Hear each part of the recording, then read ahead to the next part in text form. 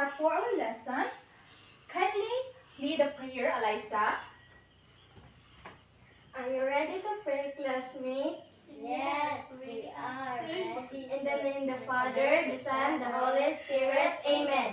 Angel of God, my guardian dear, to homeless God to meet me here, ever this day be at my side, to light and guide, to rule and guide. Amen. The Father, the Son, the Holy Spirit. Amen. Good morning once again, class. Good morning, teacher. So before we start for our lesson, let's have energizer first. Ganahan ba mo ma-energize? Yes!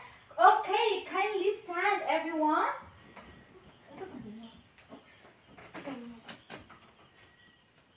So, do you know the song of...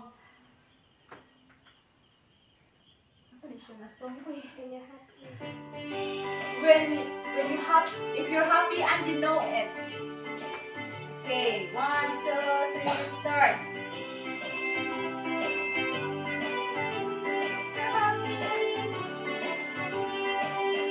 If you're happy and you know it, clap your hands. If you're happy and you know it, clap your hands. If you're happy and you know it, and you surely want to show it. If you're happy and you know it, clap your hands.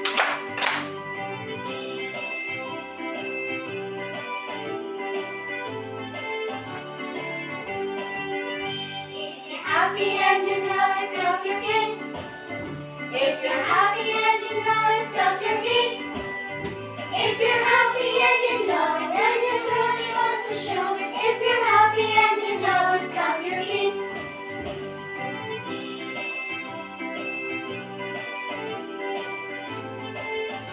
Turn around. If you're happy and you know it, nod your head. Nod your head. If you're happy and you know it, nod your head. Nod your head. If you're happy and you know it, and you surely want to show it. If you're happy and you know it, nod your head. Okay, that's all. So now, please seated, everyone. So before we start for a lesson, we have a classroom rules. Kaya bago mo sa itong classroom rules? Wala. So, iwalanihan din siya. Let me see first. So, eyes are for watching, ears are for listening, lips are closed, hands are still, feet are very quiet. You should really try it. Listen well. Listen well. So, makahimo ba kamo tanan? Ah. Okay, let's sing together in 1, 2, 3. Go! Eyes is for watching, ears are for listening, lips are closed, hands are still, feet are very quiet. You should really try it. Listen well, listen well. Okay, now we will start for our lesson today. Now, before we proceed to our discussion, let's watch a short video about the verb tenses. Ready na ba mo? Yes, teacher. So, after watching video, mag-ask o question ni teacher ninyo. O makatubag mo, na ay pa-prize si teacher. Ganahan ba mo, ani? Yes. Wow, so now let's start watching video.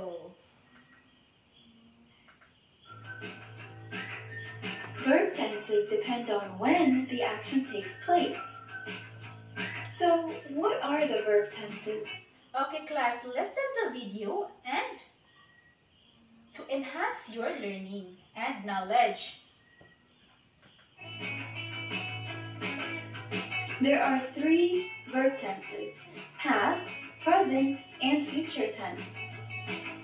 Past tense means it already happened. When I want to write a verb in the past tense, I add ed. But not all verbs follow that rule. She walked to the park. We added ed to the verb walk to show that it happened in the past. They danced to their favorite song. We added ed to the verb dance to show that it happened in the past. Again, not all action verbs like to follow the rules when we talk in the past. So that means not all verbs we can add ed to show that they are in the past. For example, we say, he slept for 9 hours. For the verb sleep, I don't add ed like I do with other verbs. I change it completely and say slept. Another example is the verb eat. I say the girl ate her dinner, not eat it. Present tense means it is happening now. Depending on the subject in the sentence, I either add s or es, or I just keep the verb as is. The cat scratches the chair. She writes in her journal. My sister cooks dinner. For all these examples, we added s or es to the verb because the subject in the sentence is singular.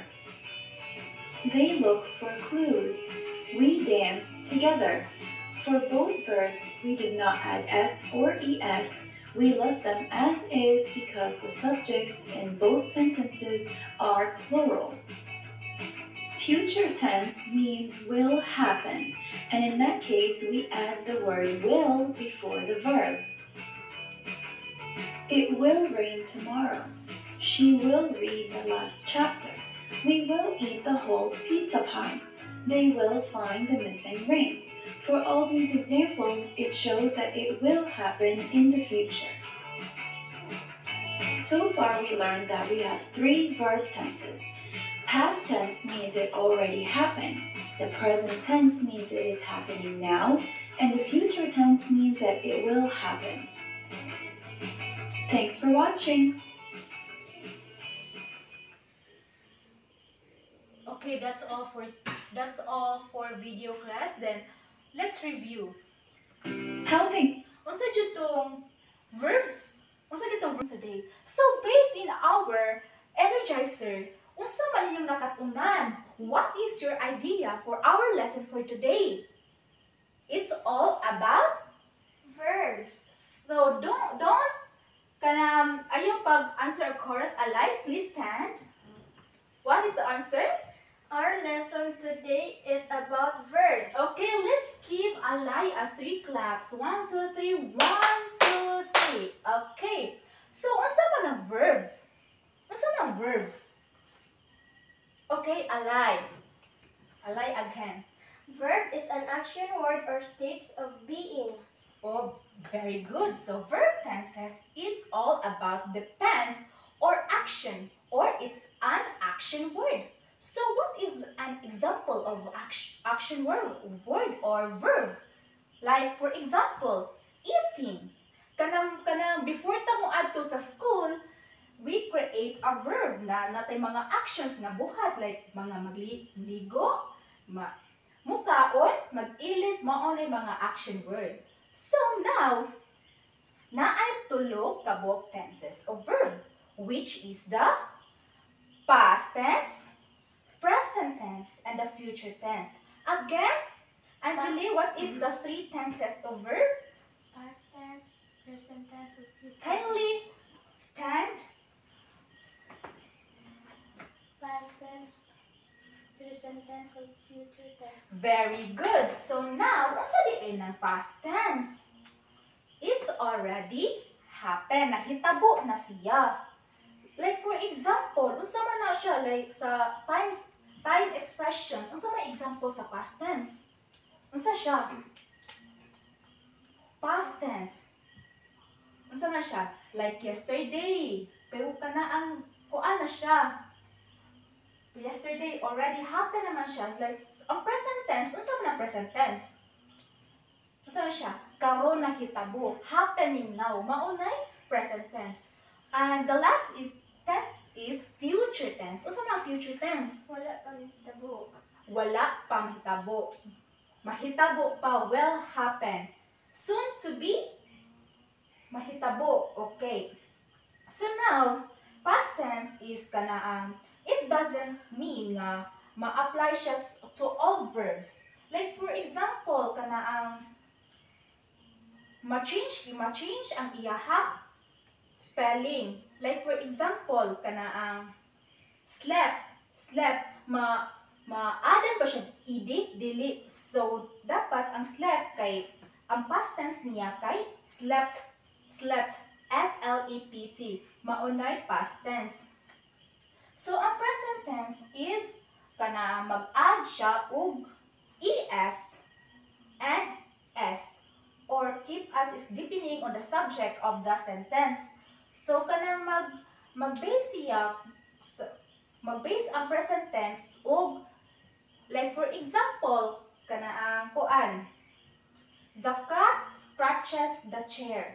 So, kuan siya, kana mag-add siya ang es. Mag-add siya ang es kay singular man siya. Singular o singular ang subject. Mauna ang present tense. So another thing of present tense is kuan, plural. Like dili siya ma-change ang spelling. Like for example, they look for clues. So pwede dito mo ingon og they looked for clues, di ba? Marong grammar siya. So, dapat the correct grammar is they look for clues. Dili siya pwede maadan og ed kay singular, plural man ang sentence. So, the third is the future tense. Will happen. So, in future tense, mag-add og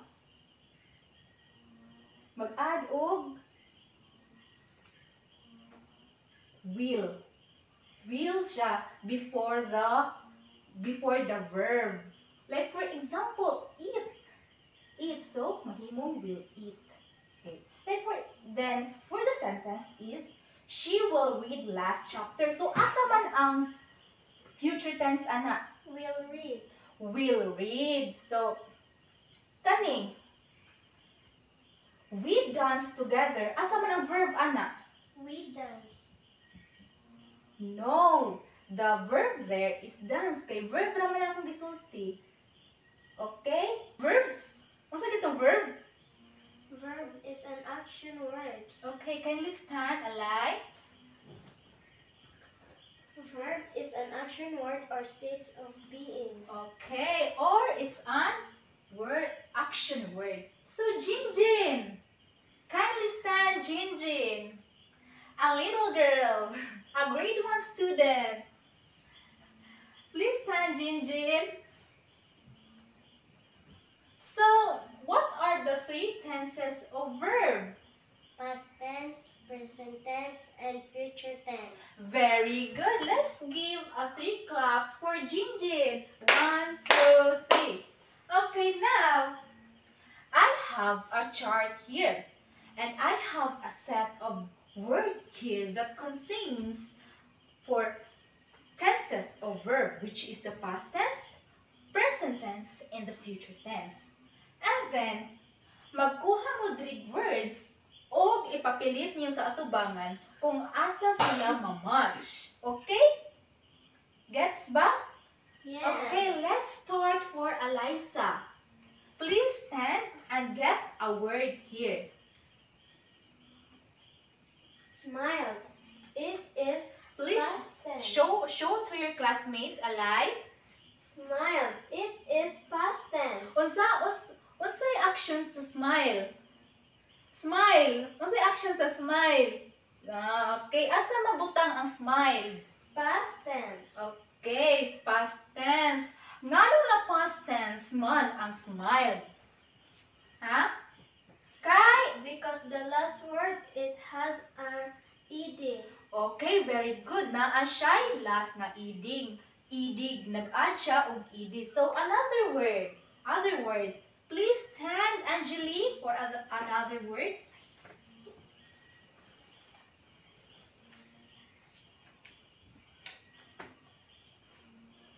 Please show to your classmate what is the word. Play is present tense. Okay, very good. Unsa man na siyang play? Nagduwa. Nagduwa. Okay, asa mabutang ang play? Sa present tense. Okay, very good. Ganong present tense siya? Kay Wala kay siya. singular siya, dili walay Okay. ed. Very good. So another word. Jinjin. A grade 1 student. Show to your classmates. What is that? Will smile. Well smile. So asa man mabutang ang well smile?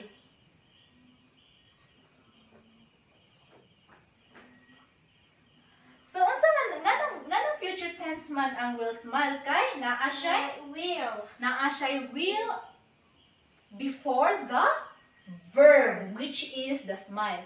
So another word. Alay. A grade 6 student. Look. Oh, unsa na look? Unsa man siya? Unsa pag-action ang look? Mutan-aw. So ang look is asa mabutang ang look? Is What? present tense. Present tense. Okay. Other word. Angeli.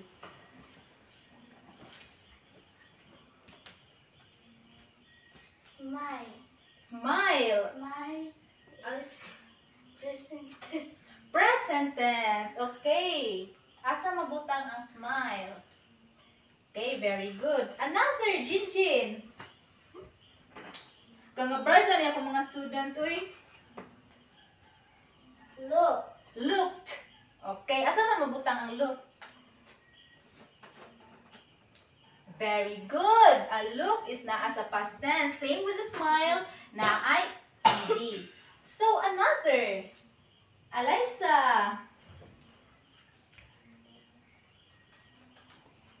Will eat. Will eat is a future tense. Okay. Kay naa siya'y will before the verb which is eat. Another. Putto na to ni ang paper. Jinjin.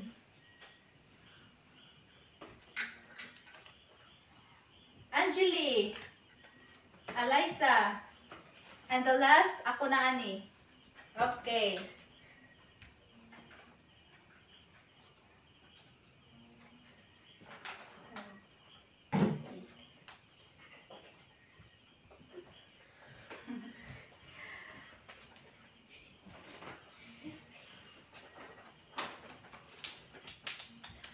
Okay. So now, what have you observed in this chart? Unsay nakatunan niyo class in tenses of verbs? Alay. What have you observed?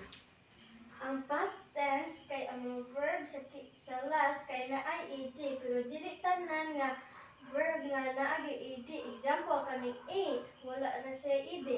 And ang present tense kay wala na siya mga sumpay. Ang simple ra gid siya. Simple verb. Simple Okay. verbs. Ang future tense kay before ang verb naa siya will. Okay, very good. Let's give a nice clap to Alay. 1, 2, 3, 1, 2, 3. Nice, nice, nice. Let's do it together, class. In 1, 2, 3, go. 1, 2, 3, 1, 2, 3. Nice, nice, nice. Okay. So ang past tense kay unsa to? Nahitabo na. So ang present is karon pa mahitabo. Now, in future tense, soon. Soon pa mahitabo. So like in present tense is mag-base jud siya if kana singular ba o plural ang sentence. So in present tense, pwede ka mag-add og es based in the sentence.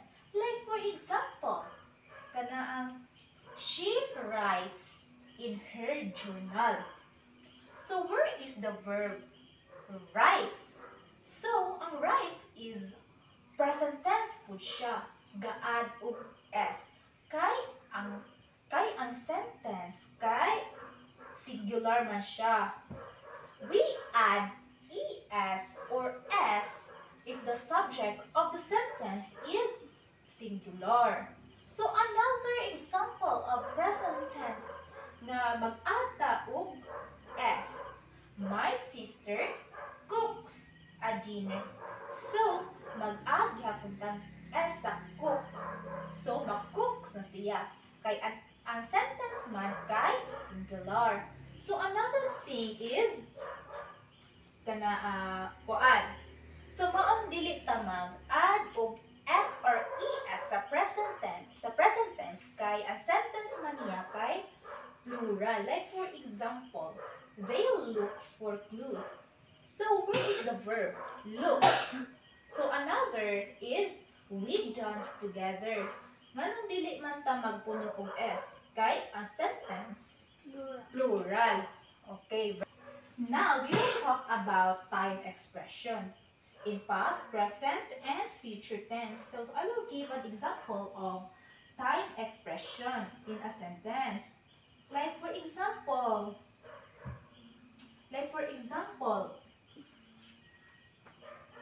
the sun blank shine brightly yesterday afternoon. So the verb there is shine.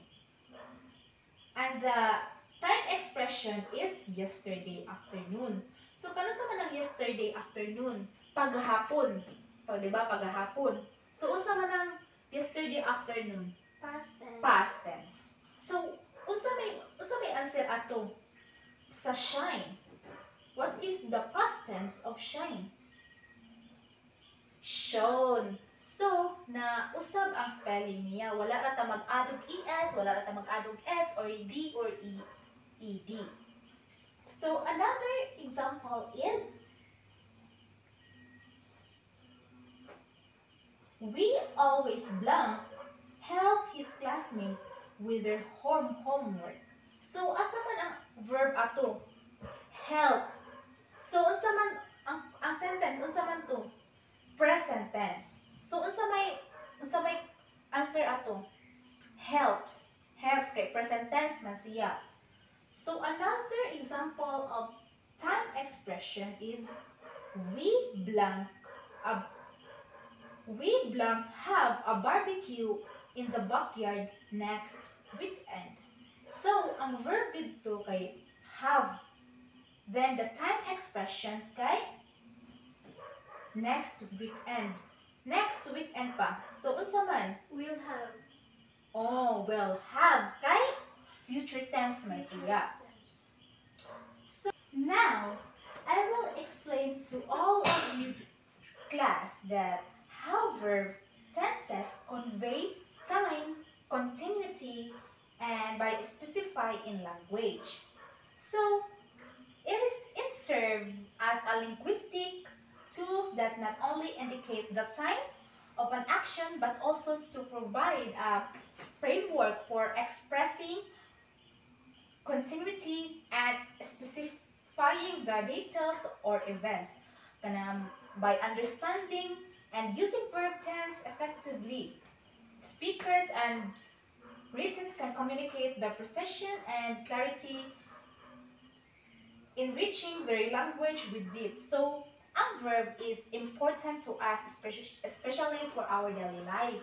So, maka-create sa communications o maka-correct po siya sa mga grammar. Especially nga mo-speak ta, like mag-write ta, diba in verbs dapat ato man dyan nang i-apply kung asa ta padulong. Okay, nasabtan ba? So now, let's mag-review ta sa past lessons. So, who can give a verb nga and tell the present tense, the past tense, and the future tense? So, like for example, in ani, ang present tense kay look. Ang past tense kay looked. Ang present tense kay look. And the future tense is will look. So, mga na examples of tenses of verbs. So now, I will display pictures or illustrations that representing a present, past tense, and the future tense. So, kanay class, gaunsa ni sila? Dance. So unsay past tense sa dance? Dancing. Danced. Mag-add og mag-add og D. D ra kay dance man. And the present tense is dance. And the future tense is Will dance. will dance. So another verb is walk. Walk, the past tense is walked. The add og ed. And the present tense is walk or walks. Mag-add og s or es or pwede ba simple verb. And the future tense is will walk. Walked. So another is play. Playing. Nag-play sila. So the present tense, the past tense is played. Present tense, plays or play. And the future tense Will play. will play. Another, biking. Biking. The past tense, bite. Bite. So ga-add og D. Oh. And the present tense, bikes or bike. And the future tense Will bite. bite. So another, eating. Eating. So unsa man ang past tense niya? Eat. Eat. Eat. It's eat ra eat. Then eat ate. Ate. Then present tense is eat. And the future tense is will eat. Another is the last picture. Right. Writing or study. Okay. Or it can be studied, study, and will study. So now I will test your mind. Maghatag og assessment ninyo. O nakakaton ba mo sa atong lesson? Okay na ba? Yes. Okay. So now I will distribute a worksheet for you. And for the grade 1 student is, pero laki mong instruction ha. So in this group, basaha ang instruction na as a worksheet, fill in the blank. And then for the grade 1 student is, magkuha kag papel, isa ka papel, o ibutang nimo kung gaunsa siya. Isuwat nimo kung nag-unsa ang mga bata. Okay.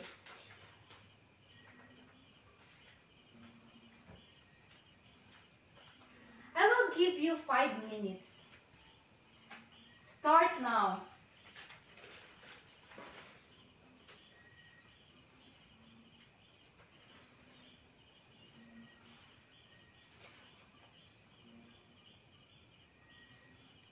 Okay, time is up.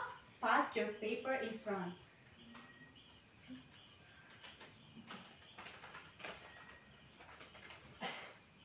Okay, I will check your paper. Alyssa got a perfect score. Let's give Alyssa a round of applause. And Anjali got a perfect score. And for Jinjin, a grade 1 student, got a perfect score. Let's give yourself a round of applause. So now, class, I know that all of you are learning.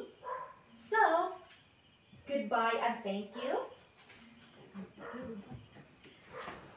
Goodbye and thank you, teacher. Goodbye, class.